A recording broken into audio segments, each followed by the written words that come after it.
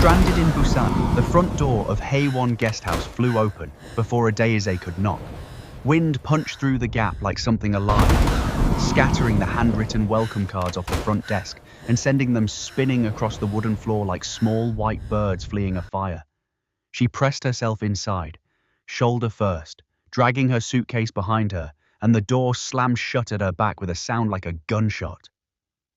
She stood there, chest heaving, hair plastered flat against her face, rain dripping from her chin onto the welcome mat. "You made it," said the woman behind the desk. Small, mid-50s, Korean, wearing a yellow cardigan that looked like it belonged to a different, gentler evening. "Last bus from Hyundai. After this, nothing moves." Adeze didn't answer right away. She was looking at the window where the glass shuddered in its frame, as though something enormous outside was trying to decide whether to break it. The sky had turned the color of a bruise that hadn't finished forming. Typhoon Nabi had been a Category 2 when she'd checked her phone at the airport. That was 3 hours ago. The departure board had gone blank like a face losing all expression, and then the announcement had come. Mechanical, apologetic, final. All flights suspended until further notice. Kimhae International Airport, closed. She'd taken the bus to the nearest guest house with availability, which turned out to be this one. 4 floors, 12 rooms, a hand-painted mural of the sea on the lobby wall that now felt less decorative and more like a warning. "Room?" the woman said. "Yes, please." 4 left, you pick. Adeze chose the one on the 3rd floor, facing inland. She did not want to see the water. She was still wringing out her sleeve in the hallway when she heard the voice from behind the door marked common room. A man's voice, deep and Lagos-shaped, carrying the particular cadence of someone who had spent too many years sharpening their anger into something that could cut. "I'm telling you, that beat was on my hard drive in February. And his single dropped in March. You want me to do the maths for you, or—" She pushed the door open. 3 people were already inside. The man on the phone, late 30s, broad-shouldered, wearing a faded Burna Boy tour jacket, cut off mid-sentence when he saw her. He had the kind of face that had once been open and had since been taught to close. He lowered the phone slowly. Across from him, sitting curled in the corner of a beige sofa with a cup of something warm held in both hands, was a Korean woman who looked to be in her early 40s. She had the posture of someone who had recently received news that required sitting very still. Her eyes found Adeze and then moved away, like they were conserving something. And at the window, back to the room, watching the storm with his hands clasped behind him, stood an older Korean man, late 60s, silver-haired, a jacket that had the quiet authority of something worn for decades. He didn't turn when the door opened. He was watching the water the way men watch things they've seen before. Adeze said, "I think we're all stuck here." Nobody disagreed. By 9 o'clock, the 5th guest had arrived. She came down the stairs rather than in from outside. She'd apparently checked in before the worst of it. And she appeared in the common room doorway, like someone who had been deciding for several minutes whether to enter. She was young, early 20s, wearing an oversized hoodie the color of sea glass. Her face was the kind that made people stare and then look away guiltily, because it held 2 worlds in it simultaneously. And people who only knew one world at a time didn't always know how to look at that. Afro-Korean. The shape of her eyes, the particular fullness of her lips, the way her natural hair had been half compressed under the hood. She had the look of someone who had spent a long time standing in doorways. "Is there food?" she asked. The woman in the yellow cardigan, the guest house owner, Mrs. Cho, appeared behind her with a tray of ramyun and fruit and what turned out to be a surprisingly decent bottle of Mac Jolly. She set it on the low table and said, in careful English, "Eat, long night." They ate in the careful silence of strangers. Then the power went out. It came back within minutes. "Generator," Mrs. Cho said, lighting candles as backup. But something about those 2 minutes of absolute darkness did something to the room. When the lights returned, the 5 of them looked at each other differently, as though the dark had stripped a layer of performance off each face. And what was underneath was rawer, less practiced. It was Khaleda who spoke first, the man with the Burna Boy jacket. He set down his cup and said, to nobody in particular, "I haven't slept in 31 hours. "Why?" the young woman asked. She'd settled on the floor with her back against the sofa, knees pulled up. Because someone stole my music and I can't prove it yet. He said it flatly, the way you say things you've said too many times. I'm a producer. Lagos. I was in Seoul for a meeting that didn't happen, so I came to Busan because I needed to think, and now I can't leave. What do you mean you can't prove it? Adayeze asked. I mean, the metadata was wiped. I mean, his lawyers are better than mine. I mean... He stopped, pressed his fingers against his eyes.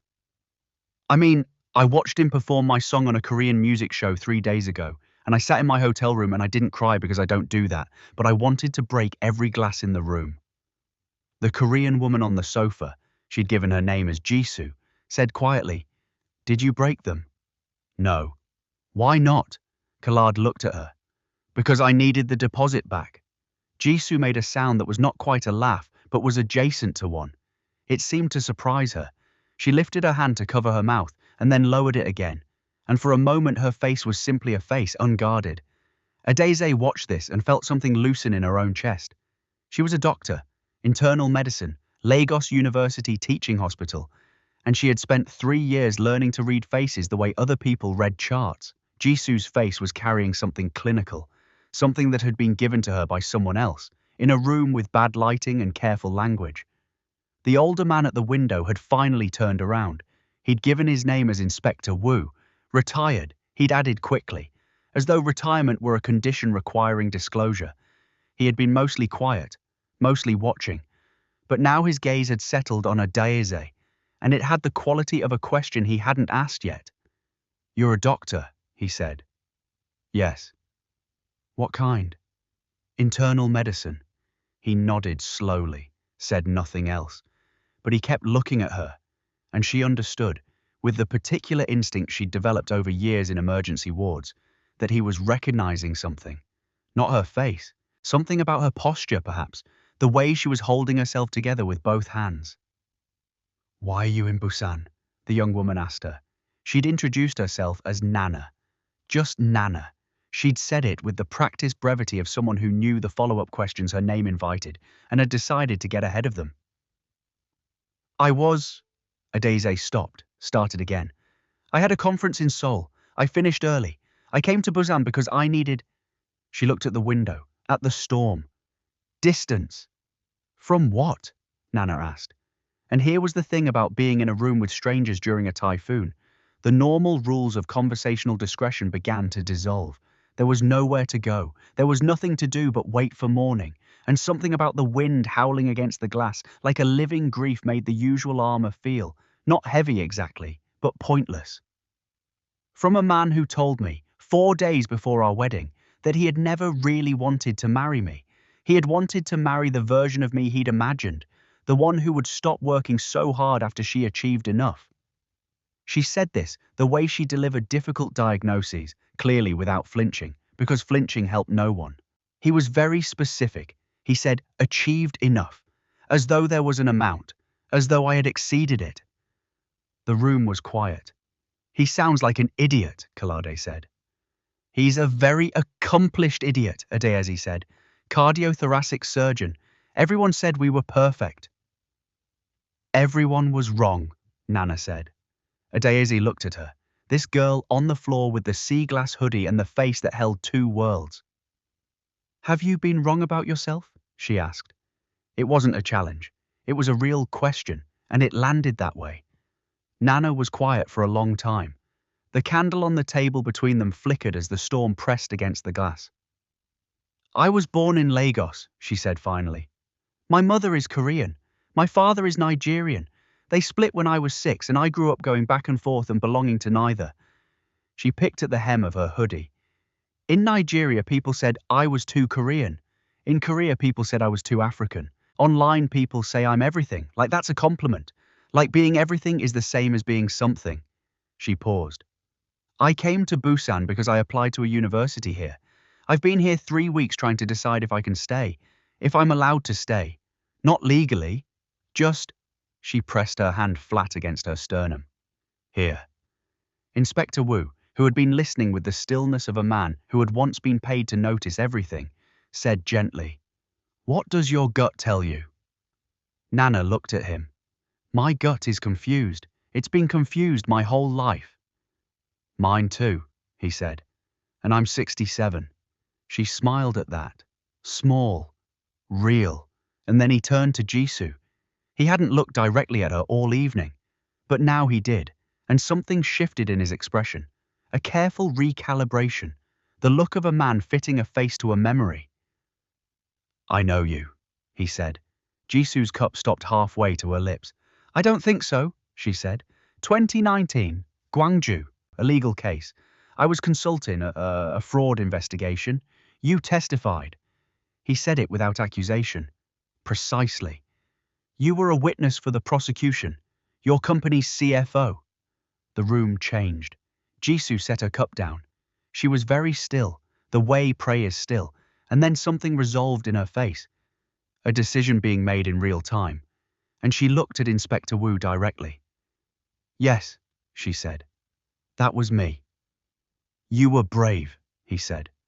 What you did, a lot of people wouldn't have. A lot of people had more to lose than I did. She paused. The storm said something loud outside. I had already received my diagnosis by then. When you know what's coming, courage gets cheaper. The word diagnosis detonated in the room like something dropped from a great height. Daisy was on her feet before she consciously decided to stand. Not because she was a doctor, but because she was a human, and the word had landed with a particular weight that bodies respond to before minds catch up. What diagnosis? She asked. Jisoo looked at her, and in that look was the exhaustion of a woman who had been carrying a secret in a room full of people who could have helped her carry it. Early onset Parkinson's, she said. Diagnosed 14 months ago. My son is 9. His father is... She stopped. Reorganized. Not in the picture. I came to Busan because my sister lives here. I was going to tell her tonight before the typhoon. Her voice broke slightly, resealed itself. I've been telling myself I was waiting for the right time, but there is no right time. I was just afraid of watching her face change. The candle between them shuddered. Adeze crossed the room and sat beside her. She did not offer statistics. She did not cite progression rates or medication regimens or the language of clinical comfort. She simply sat, close enough that their arms touched, and said, Your sister is going to love you the same. Jisoo turned to look at her. Her eyes were wet. You don't know that. I've told a lot of people hard things, Adeze said. I've never once seen love leave the room because of a diagnosis. Shock, yes. Fear, yes. But love doesn't leave. She paused. Your son needs you to let people help you. That's not weakness. That's just logistics. Kaleda, across the table, had lowered his phone entirely. He was watching Jisoo with an expression that had completely abandoned its earlier hardness. I'm sorry, he said. Not to anyone specifically. To the room. To the evening. I've been sitting here treating my thing like it was the biggest thing in the room. Your thing is real, Nana said. So is hers.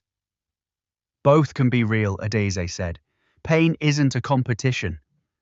Inspector Wu, standing now, hands in his pockets, was looking at each of them in turn, with the expression of a man who had spent 40 years watching people at their worst and was not accustomed to watching them be this open, this willing. Can I tell you something? He said. 4 faces turned toward him. I retired because I made a mistake. He said it without prologue, without softening. 12 years ago, a young man, 23, I was certain he was guilty. Everything pointed to him. I pushed for the conviction. He paused. The storm outside had reached a new register, a low, continuous roar that felt less like weather and more like a judgment. He served 6 years. New evidence cleared him. He was released. He looked at his hands. I have thought about his face every day since then.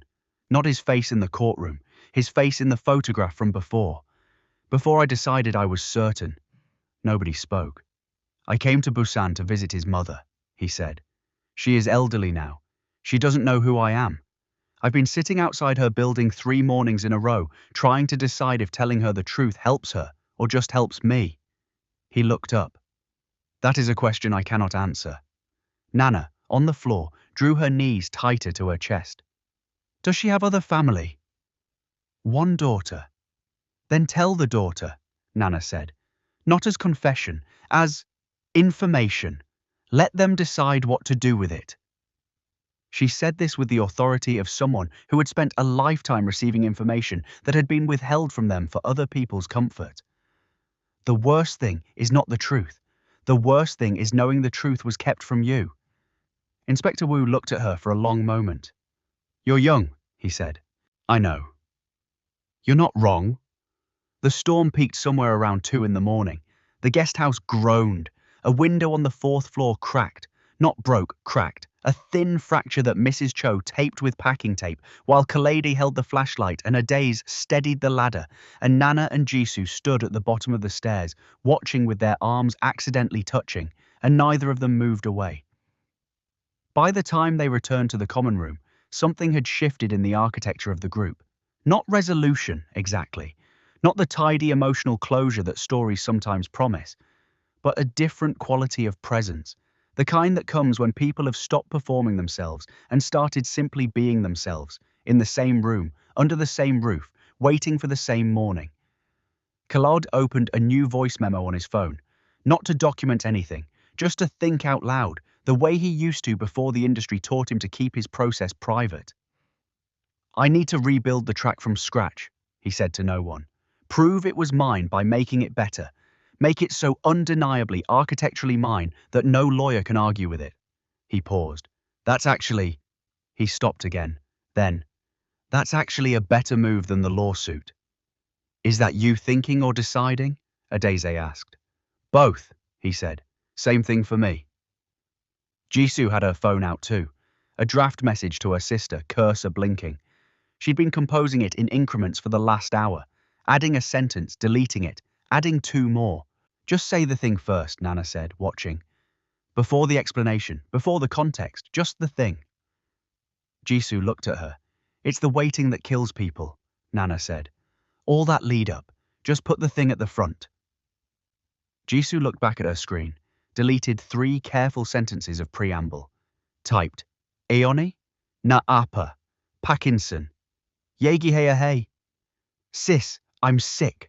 Parkinson's. We need to talk." She stared at it. Did not send it, but she did not delete it either. The message sat there, true and terrifying and ready, waiting for dawn.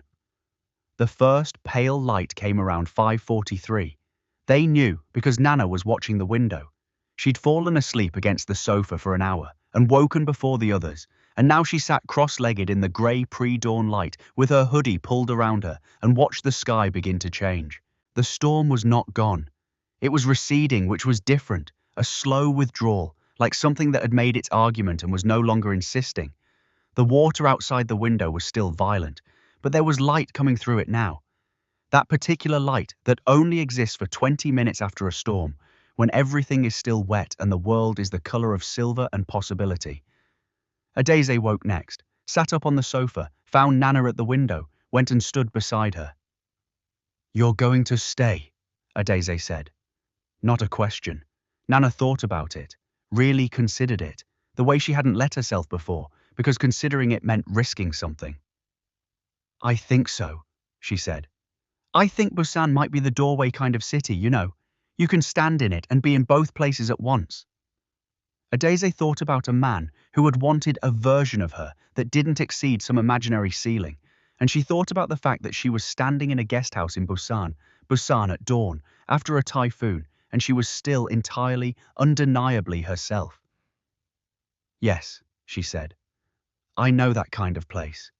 Kaledi stirred. Inspector Wu was already awake, she realized, had perhaps never slept, sitting in the armchair facing the window with his hands in his lap, and his face arranged in the particular quiet of a man who had made a decision and was letting it settle. Jisoo slept a little longer. When she woke, she looked immediately at her phone. The message was still there, unsent, waiting. She looked at it for a long time, then she pressed send. The airport reopened at 8. They stood outside the guest house in the washed morning air, all 5 of them, bags at their feet. And the city smelled of salt and something cleaner, the way cities always smell after storms, as though the water had taken the accumulated weight of ordinary days with it when it left. Mrs. Cho came out with small paper cups of coffee and distributed them without ceremony. They drank in silence. A silence that was not the careful silence of strangers managing distance, but the simpler silence of people who had been somewhere together, who had watched each other come apart slightly and reassemble, and come apart again, and hold each other's broken pieces without asking for credit. Kalede looked at Adayeze. "You were running away," he said. "Yes," she said. "Did it work?" She thought about it honestly. "No, but I found out I didn't need it to." His phone buzzed. He looked at it. Something moved across his face. Not joy exactly, not yet, but the beginning of possibility, which is what joy looks like before it fully arrives. He held the phone out to Adayeze, who read the screen and then raised her eyebrows. He'd sent a 30-second sample to his old sound engineer at midnight. The reconstruction had begun. Jisoo's phone buzzed too. She looked at it. Her sister. Calling, not messaging. Because some things cannot be said in text because love picks up the phone. She stepped away from the group, pressing the phone to her ear, and they heard her say in Korean, "Eoni." A single word, and then her voice broke open. Not shattered, not collapsed, just opened. The way a window opens when someone finally has the courage to let the air in. Nana watched her, pressed her hand briefly against her own sternum, felt something settle there, not certainty, not yet, but something with weight, something that stayed. Inspector Wu stood apart, looking down the wet street toward the old part of the city. His face was resolved. He had an address in his pocket. He had spent 6 years carrying it. This morning, he was going to walk to it and knock on a door and say the truest, hardest thing he knew. The taxis came. They dispersed in the way that strangers disperse. Back into their separate lives, their separate cities, their separate versions of whatever comes next. No contact information exchanged, except between Nana and Adayeze, who wrote their numbers on the backs of guesthouse receipts with the seriousness of people who understood that some meetings have to be kept. The typhoon had lasted 1 night. It had taken the power out, cracked a window, grounded every flight in the city, and in doing so, had gathered 5 people into a room and held them there long enough for the truth to find its way to the surface. The truth always floats in the end. You can weigh it down with time, with fear, with the performance of managing perfectly. You can book the conference and take the flight and choose the room that faces inland. But put enough wind behind it and it comes. Every time it comes.